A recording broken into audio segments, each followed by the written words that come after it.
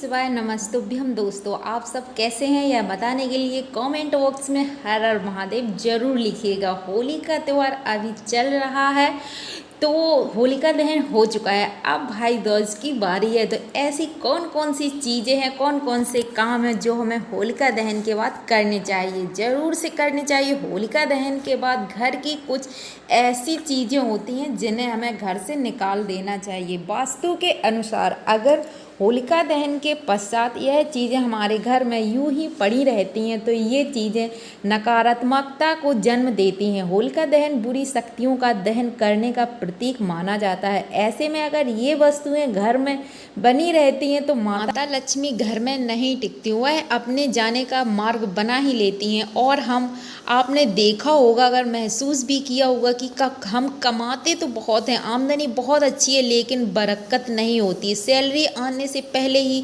कुछ ना कुछ ऐसा होता रहता है, हमारा पैसा फालतू खर्च हो जाता है। आज की इस वीडियो में हम ऐसी ही छोटी छोटी महत्वपूर्ण घर गृहस्थी की बातों के बारे में जानेंगे। हम और आप भी कहीं ऐसी गलती जाने अनजाने नहीं कर रहे हैं। मैं कीर्ति वाजपेयी काव्या फैमिली ब्लॉग में आपका बहुत बहुत स्वागत करती हूं। तो अगर आपको हमारा वीडियो थोड़ा भी हेल्पफुल लगता है, हमारे द्वारा बताई गई बातें आपको सही लगती हैं, तो वीडियो को बिना लाइक के ना जाइएगा। और अगर चैनल पर पहली बार आए हैं तो चैनल को सब्सक्राइब ज़रूर कर लीजिए, बेल आइकन को प्रेस कर दीजिए ताकि आने वाले वीडियो का नोटिफिकेशन आप तक पहुंच सके। और महादेव को रोज़ जल चढ़ाते हैं, रोज़ दिया लगाते हैं बाबा के मंदिर में, बाबा पर विश्वास रखते हैं, तो कमेंट बॉक्स में हर हर महादेव जरूर से लिखिएगा। महादेव आपकी और साथ ही हमारी विशेष पूरी कर अपनी कृपा हम सबके ऊपर बनाए रखें। ऐसी ही कामना के साथ आज के वीडियो को शुरू कर लेते हैं। होली के बाद हमें अपने घर में कौन कौन सा ऐसा सामान है जो निकाल देना चाहिए, तो सबसे पहले बात कर लेते हैं बर्तन। हमारी किचन में, रसोई घर में बहुत से फालतू बर्तन यूं ही पड़े रहते हैं जिन पर हमारा ध्यान नहीं जाता है। बर्तन फूटे हैं, चटके हैं, गरीबी का प्रतीक होते हैं, ऐसे बर्तन बिल्कुल भी यूज़ ना करें। वैसे आजकल ऐसे बर्तन कोई नहीं रखता, फिर भी स्टील के बर्तन चटक जाते हैं, फट जाते हैं और यूं ही हम उनको यूज़ नहीं करते, लेकिन हमारी किचन में ऐसे ही फालतू पड़े रहते हैं। तो होली के बाद इन बर्तनों को हटा देना चाहिए। अपनी रसोई घर की अच्छी से सफाई कोने कोने से हमें चेक करना चाहिए। फालतू बर्तन, टूटे हुए कप तो सभी की रसोई में एक या दो तो आपको मिल ही जाएंगे। वैसे मेरी भी रसोई में ऐसे बर्तन थे जिनको आज हमने हटा दिया है। जैसे हम दिवाली के पहले घर की सफाई करते हैं, वैसे ही हमें होली के बाद घर की सफाई अवश्य करनी चाहिए।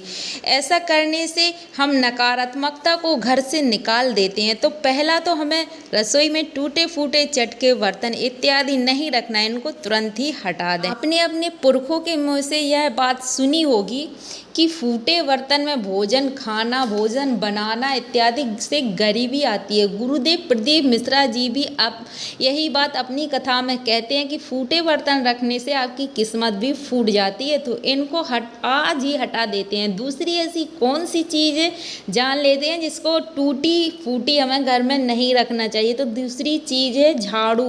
होली के बाद झाड़ू, टूटी हुई झाड़ू बिल्कुल भी घर में ना रखें। टूटी हुई झाड़ू से मतलब यह नहीं है कि आप जिस झाड़ू को चलाते हैं, जिससे झाड़ू लगा रहे हैं, तो आप उसी को हटा दें। नहीं, अगर ख़राब झाड़ू है, घिस चुकी है, टूट गई है और ऐसे यूं ही पड़ी है, तो इसको बिल्कुल हटा देना चाहिए। ऐसी झाड़ू को घर में नहीं रखना चाहिए। झाड़ू को माता लक्ष्मी का प्रतीक माना जाता है और अगर टूटी हुई झाड़ू घर में रहती है तो माता लक्ष्मी का अपमान माना जाता है। झाड़ू में धोखे से पैर भी लग जाता है तो हम झाड़ू को प्रणाम करते हैं। ऐसे टूटी घिसी झाड़ू घर में रखना शुभ नहीं माना जाता है। इसको ज़रूर से घर में हटा दें। झाड़ू के बाद इसको होली के बाद इसको घर में ना रखें। तीसरी, टूटी फटी घिसी चप्पल घर में बिल्कुल भी इकट्ठा ना होने दें। बहुत से घरों में लोग इसे जमा कर लेते हैं कि दिवाली की आएगी तभी सारा कबाड़ एक साथ ही निकालेंगे, कबाड़ी को देंगे। तो बहुत से घरों में ऐसा हमने देखा है कि फालतू का कबाड़ कचरा इकट्ठा किए रहते हैं और दिवाली को ही हज़ारों रुपए का कचरा भी बेच लेते हैं। तो ऐसा बिल्कुल ना करें। टूटी फटी चप्पल कचरा बिल्कुल इकट्ठा घर में